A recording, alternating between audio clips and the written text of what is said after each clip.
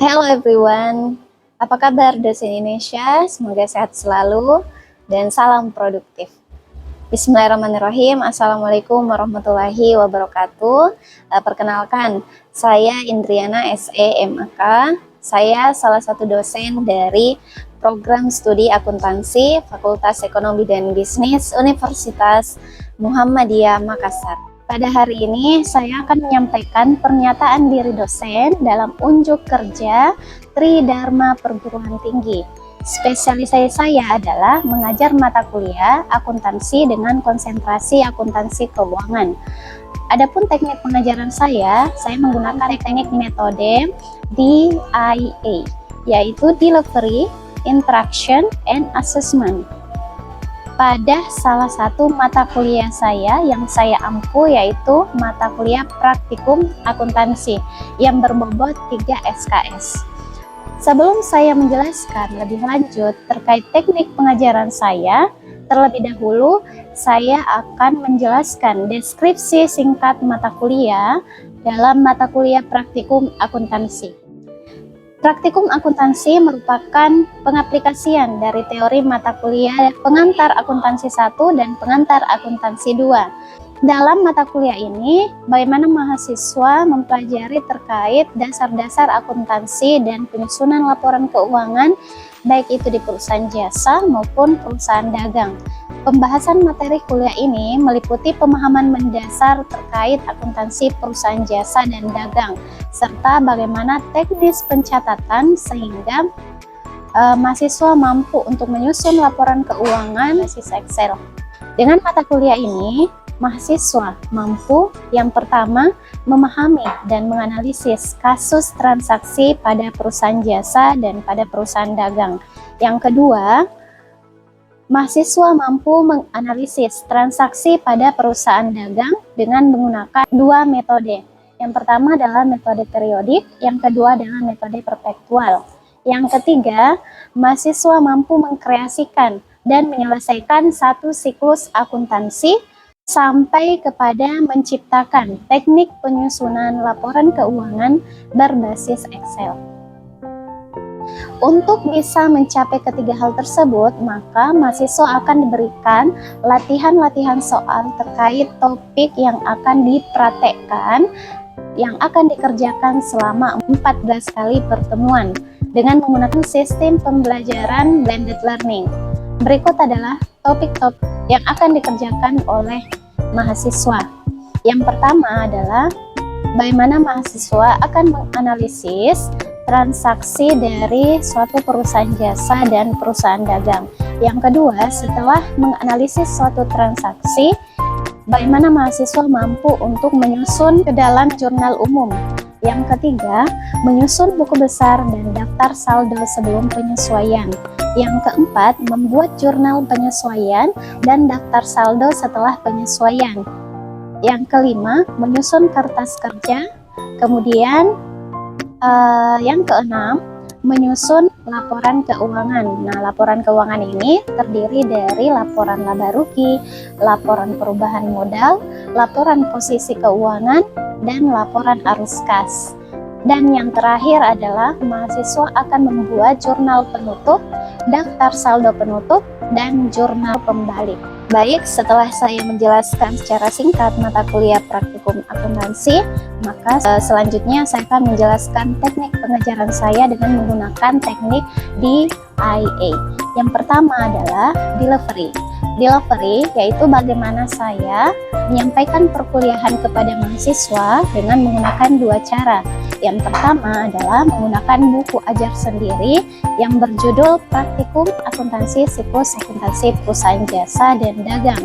Metode pembelajaran blended learning memberikan kemampuan kepada mahasiswa dalam memanfaatkan media teknologi saat pembelajaran di dalam kelas secara tatap muka dan pada saat kelas online. Kemudian yang kedua adalah pembahasan case study. Mahasiswa akan menyelesaikan soal-soal latihan mengenai topik setiap pertemuan sesuai dengan buku ajar praktikum akuntansi. Hal ini akan memudahkan mahasiswa dalam menyusun laporan keuangan secara sistematis. Nah, itulah tadi bentuk metode delivery. Yang kedua adalah metode interaction. Interaction yaitu bagaimana saya berinteraksi dengan mahasiswa. Dalam perkuliahan saya, ada beberapa bentuk interaksi yang saya gunakan di dalam kelas, yakni saya selalu memberikan stimulus kepada mahasiswa untuk berpartisipasi aktif dan bertanya, berbagi pengetahuan dengan mahasiswa yang lainnya agar proses belajar mengajar di dalam kelas lebih interaktif, komunikatif, kemudian komunikasi dua arah. Kemudian menggunakan media grup WhatsApp sebagai media diskusi di luar kelas. Nah, dalam hal ini untuk memfasilitasi mahasiswa dalam bertanya terkait tugas dan ketika ada informasi tambahan di luar kelas. Kemudian yang terakhir yaitu dengan menggunakan classroom online seperti halnya Google Meet ataupun Zoom Meeting.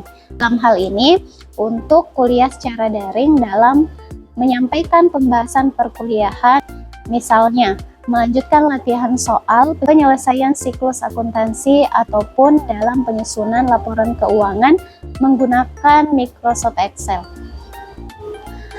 Itulah tadi untuk metode interaction. Selanjutnya yang terakhir adalah metode ketiga yaitu assessment, penilaian. Jadi assessment di sini bagaimana saya menilai mahasiswa. Sebelum masuk pada perkuliahan pertama, saya memberikan survei pra perkuliahan dalam bentuk Google Form dengan bentuk pretest. Pretest dalam hal ini pengetahuan awal terkait mata kuliah yang diampu, dalam hal ini mata kuliah praktikum akuntansi. Dengan survei ini, maka saya dapat mengetahui sejauh mana kemampuan dan kesiapan mahasiswa dalam mengikuti mata kuliah praktikum akuntansi. Dan pada saat itu, pertemuan pertama perkuliahan, saya memberikan kontrak perkuliahan sebagai indikator penilaian untuk mata kuliah praktikum akuntansi. Nah, di dalam kontrak perkuliahan tersebut, saya menjelaskan terkait penilaian kehadiran, kemudian attitude, kemudian ada tugas, kemudian yang terakhir adalah bentuk penilaian ujian, baik itu UTS maupun UAS. Sehingga mahasiswa tahu dari awal bagaimana strategi yang tepat untuk mengikuti perkuliahan dengan baik dan mendapatkan nilai yang memuaskan. Itulah tadi bentuk metode pengajaran yang saya gunakan dalam bentuk metode DIA. Saya akan memberikan cuplikan pengajaran saya dalam mata kuliah praktikum akuntansi secara tatap muka di kelas. Silakan disaksikan. Apa kabarnya hari ini? Baik. Siap untuk mengikuti perkuliahan praktikum akuntansi? Siap. Oke, adik sekalian, kita mulai perkuliahan hari ini ya. Bismillahirrahmanirrahim. Assalamualaikum warahmatullahi wabarakatuh. Waalaikumsalam warahmatullahi wabarakatuh. Rabbi syrahli sadri wa yassirli amri wahlul 'uqdatam min lisani yafqahu qauli. Segala puji bagi Allah Tuhan semesta alam. Dan tak lupa kita kirimkan salam serta salawat kepada baginda Nabiullah Muhammad Sallallahu Alaihi Wasallam. Alhamdulillah pada hari ini adik-adik sekalian seperti biasa ya kita telah masuk pada pertemuan kedua khususnya pada mata kuliah praktikum akuntansi. Pertemuan lalu kita telah membahas kontrak perkuliahan, kemudian telah mengisi survei pra perkuliahan terkait pemahaman dasar kalian mengenai pengantar 1 dan pengantar 2. Nah, khususnya di mata kuliah ini kita mungkin akan lebih banyak praktek ya, dibandingkan pengantar 1 dan 2 itu ada teori, kemudian praktek. Nah, kalau ini praktikum akuntansi kita itu lebih banyak praktek ya dibanding teori. Sebelum kita masuk di materi, silakan ada mungkin satu orang yang bisa membacakan Al-Quran sebelum kita memulai, seperti halnya di kontrak perkuliahan ya, harus ada yang membacakan Al-Quran. Silakan. Bismillahirrahmanirrahim. Qayyiman liyunzira ba'san syadidan min ladunhu wa yubashshiral mu'minina alladhina ya'maluna as-solihati anna lahum ajran hasana makithina fihi abada وينذر الذين قالوا اتخذ الله ولدا.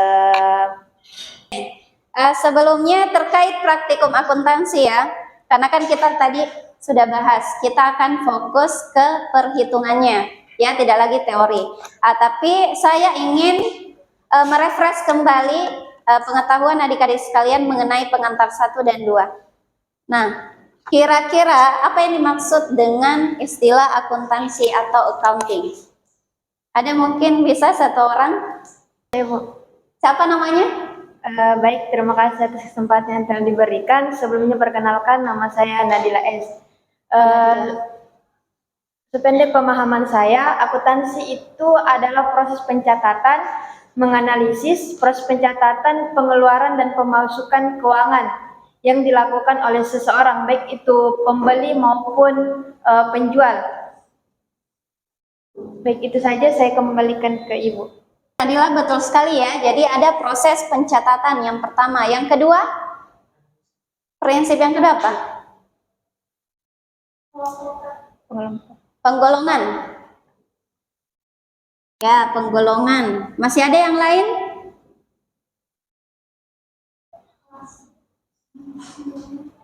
Pelaporan.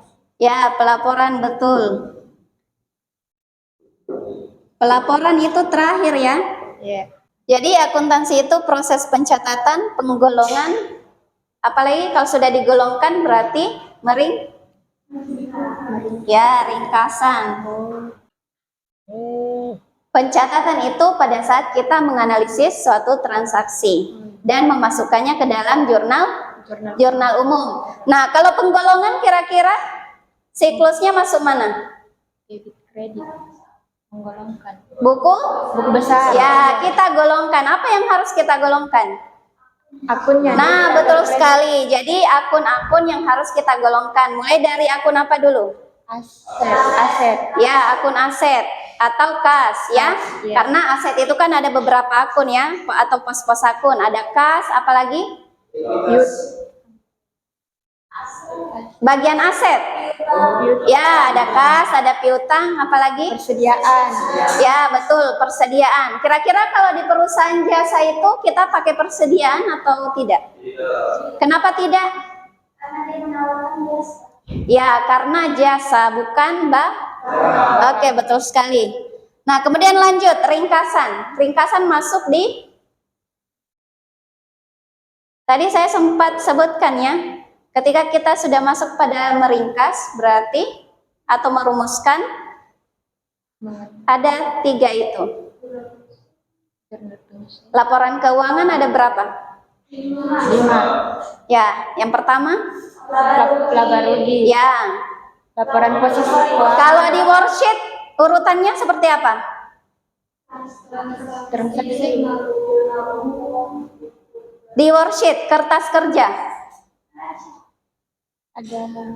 Betul tadi ya, laporan laba rugi. Kemudian yang kedua, apa yang harus kita kerjakan atau selesaikan? Laporan posisi keuangan. Perubahan?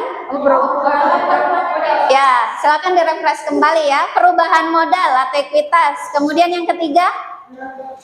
Nah, betul, neraca atau laporan?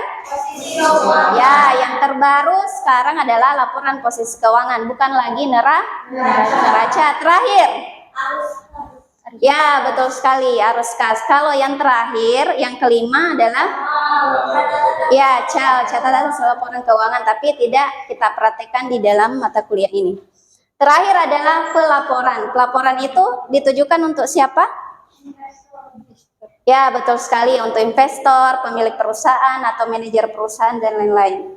Nah, selanjutnya, kita masuk pada CPMK 1, yaitu mahasiswa mampu menyusun laporan keuangan perusahaan jasa. Jadi kalau misalkan kita belum lulus di sini CPMK 1, maka kita tidak bisa lanjut ke CPMK 2 dan seterusnya ya. Kemudian adapun sub CPMK-nya adalah mahasiswa mampu mendemonstrasikan. Jadi kita langsung praktek ya terkait kasus transaksi keuangan pada perusahaan jasa. Praktikum akuntansi itu kita perlu membaginya ke dalam siklus. Siklus ini maksudnya ya dari jurnal umum sampai dengan jurnal penutup atau pembalik. Kenapa kita harus kerjakan dulu dari analisa transaksi? Ya, sepahaman adik-adik sekalian, kira-kira kenapa ya? Ini kebetulan ya buku ibu terkait praktikum akuntansi mengenai perusahaan jasa dan dagang. Ini adalah bahan ajar untuk adik-adik semester 3. Ya, insya Allah ini filenya saja, jadi tidak perlu beli buku. Kalau di luar itu kan mata kuliah yang lain pasti beli buku ya, kalau ibu tidak. Cukup ibu kirimkan filenya, silakan langsung saja kerjakan dalam bentuk Excel. Kenapa kita tidak kerjakan dulu laporan keuangan baru jurnal umum? Karena Bu tidak bisa tercipta sebuah laporan keuangan jika tidak ada transaksi. Ya, betul sekali. Masih ada yang lain?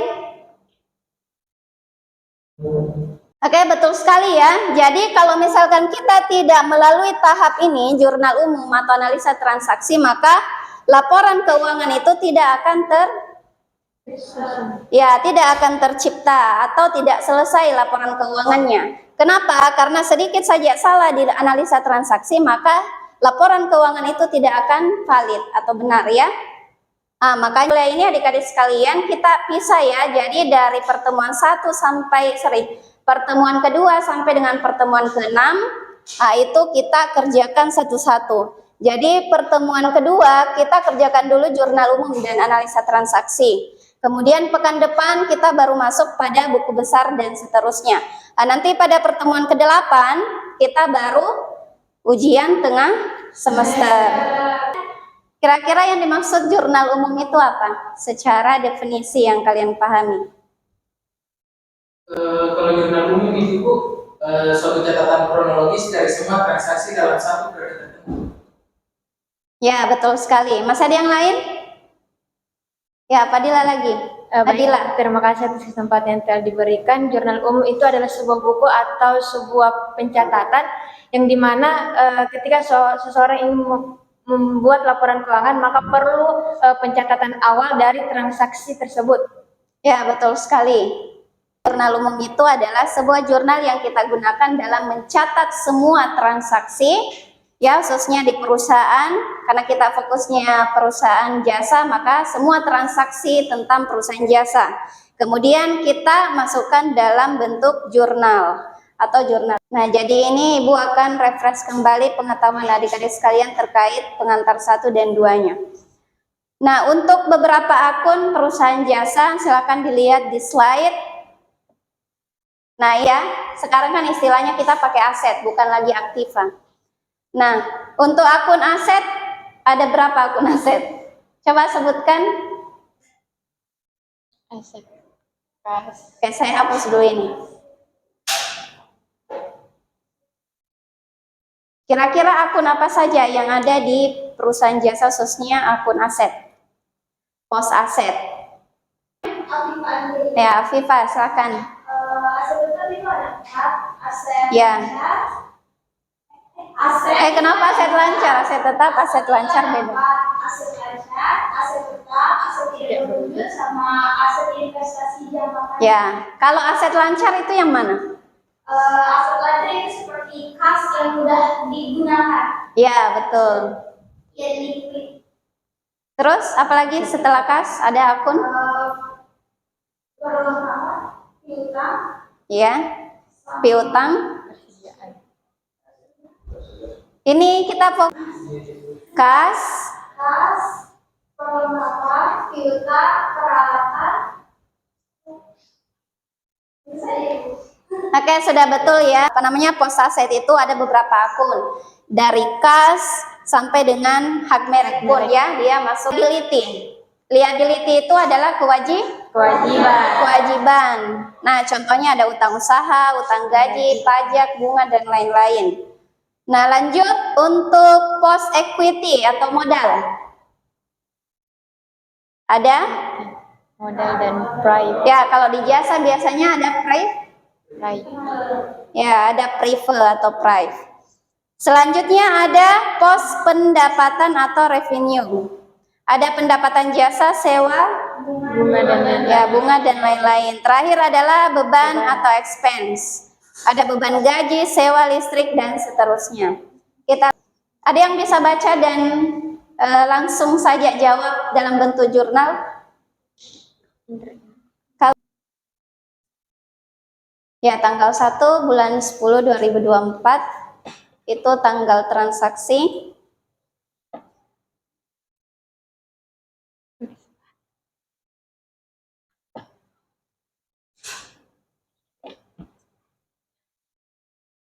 Ditulis seperti itu, kas pada modal. Cara bacanya kan harus seperti itu ya, kas pada modal. Ya, Farki, silakan. Dapat diketahui pada tanggal 1 bulan 10 2024 Meniti melakukan investasi perusahaan jasa private administrasi sebesar 90 juta. Nah, dapat diketahui bahwa di sini asetnya bertambah, yang dimana jika aset bertambah itu kita letakkan di posisi debit, sehingga didapatlah akun kas senilai 90 juta. Sedangkan selanjutnya diketahui juga modal 90 juta. Mungkin. Ya, betul sekali. Kita tepuk tangan dulu. Jurnal umum, contohnya seperti ini. Nah, ini ada di Excel, sisa kalian isi akunnya, kemudian diisi debit kreditnya nilainya berapa. Yang ingat 5 jari? Aset, utang atau liabilitas, kemudian ekuitas atau modal, pendapatan, beban. Yang mana masuk debit? Ya, aset dan beban. Berarti yang 3 ini? Ya, liabilitas, ekuitas, dan pendapatan dia masuk kredit. Nah, itu bertambah atau berkurang? Ya, semuanya bertambah. Jadi tolong dikira kalau saya tutup normalnya. Kredit atau debit? Bertambah di sebelah kredit dan berkurang di sebelah debit. Ya, betul sekali. Tepuk tangan dulu. Kita langsung saja praktek. Jadi kita untuk hari ini sebenarnya ada berapa soal di situ? 9. Oh, ada 9 transaksi.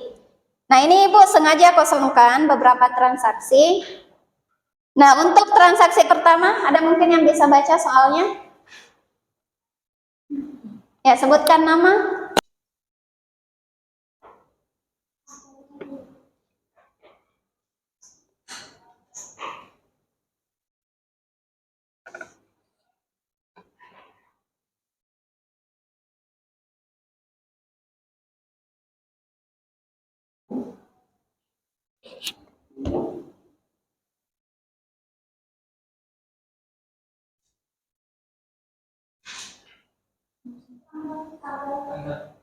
Tanggalnya mana?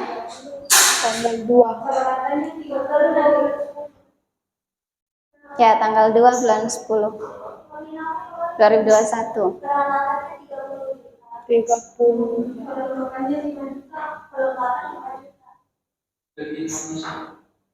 Ya, sudah betul akunnya. Nilainya yang banyak sekali nolnya.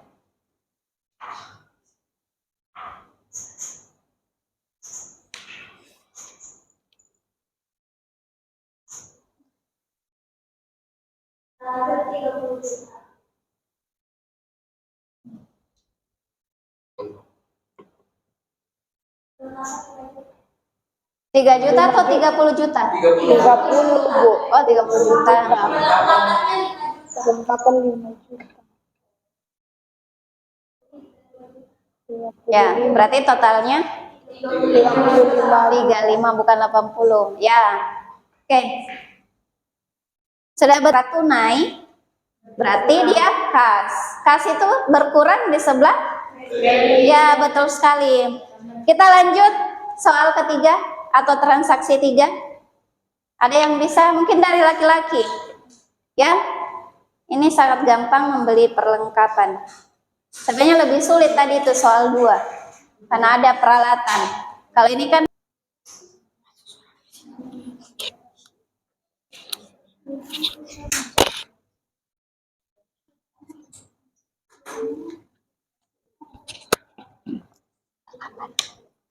kelengkapan pada ya, kalau sudah betul kira-kira alasannya kenapa seperti itu jurnalnya. beban sewa pada kas senilai 100.000. Sudah betul? Sampai di sini ada pertanyaan? Jadi hari ini kita fokusnya dulu ke jurnal umum ya. Nanti pekan depan insya Allah kita lanjutkan pada materi buku besar atau posting ke buku besar. Ya, siapa? Baik, terima kasih. Perkenalkan dia. Kalau pertanyaan saya itu, kenapa kita tuh mencatat jurnal umum dulu? Kenapa nggak langsung aja di buku besar? Tidak langsung menggolongkan. Ya, kenapa kita harus melalui jurnal umum dulu? Nah, adik-adik sekalian, kalau kita langsung mengerjakan buku besar, maka kita akan bingung ya. Kok kas ini nilainya dari mana? Nah, biasanya kan buku besar itu dia tergolong ya. Ada yang masih ingat? Misalkan dia kas. Nah, transaksi 1 misalkan dia membeli perlengkapan. Atau modal awal. Nah, kalau kita langsung tulis nilainya di debit, kalau kita langsung tulis nilainya misalkan 90 juta atau 900.000, nah kita tidak tahu, ini transaksi dari mana, kenapa langsung kas, ya? Nah, makanya kita perlu membuat dulu jurnal umum. Bagaimana, sudah paham sampai di sini? Paham. Dan satu lagi adik-adik sekalian, karena waktu kita terbatas ya. Sebelum itu saya nanti mau absen terakhir. Ya, pertanyaan kedua. Bagaimana sih cara menentukan apakah suatu transaksi harus dicatat di sisi debit atau kredit dalam jurnal umum? Ya, pertanyaannya bagus sekali. Jadi kenapa sih kita bagaimana caranya kita tahu? Kita misalkan membaca suatu transaksi atau menemukan suatu transaksi, kita mau masukkan itu normalnya di sebelah debit. Ya, di sebelah debit. Kalau liabilitas normalnya jadi contohnya misalkan kalau kita ini ya, contohnya kalau kita membeli perlengkapan, kapan kita menulisnya di sebelah debit? Pada saat apa? Ya, pada saat kita membeli perlengkapan atau perlengkapan kita bertambah, makanya kita tulis di sebelah debit. Kira-kira kapan kas itu ditulis di sebelah kanan? Padahal kan normalnya di sebelah kiri. Kalau kasnya berkurang. Ya, pada saat kasnya berkurang. Nah, ya insya Allah pekan depan kita lanjutkan bagaimana kita menggolongkan, khususnya pada buku besar ya. Jadi dari jurnal umum lanjut ke buku besar. Oke, saya absen dulu. Silakan didengarkan namanya. Saya absen dulu. Ini saya langsung masukkan di sistem Simakat Unismu. Yang pertama ada Ardiana Yusuf. Oke, hadir ya. Email Rahmadani. Yang mana? Oh, hadir. Nila Satriani. Farki. Miranda. Hadir, Bu. Dewi Satriana. Yusriani. Trisna. Ada lagi? Sampai di sini adik-adik sekalian pertemuan kita, karena tidak ada lagi pertanyaan, tidak ada lagi yang perlu kita bahas. Insya Allah pekan depan kita fokus ke materi selanjutnya. Sebelumnya saya ucapkan banyak terima kasih kepada adik-adik sekalian atas waktunya dan keaktifannya di kelas. Saya akhiri dengan ucapan billahi fi sabil haq fastabiqul khairat. Assalamualaikum warahmatullahi wabarakatuh. Waalaikumsalam.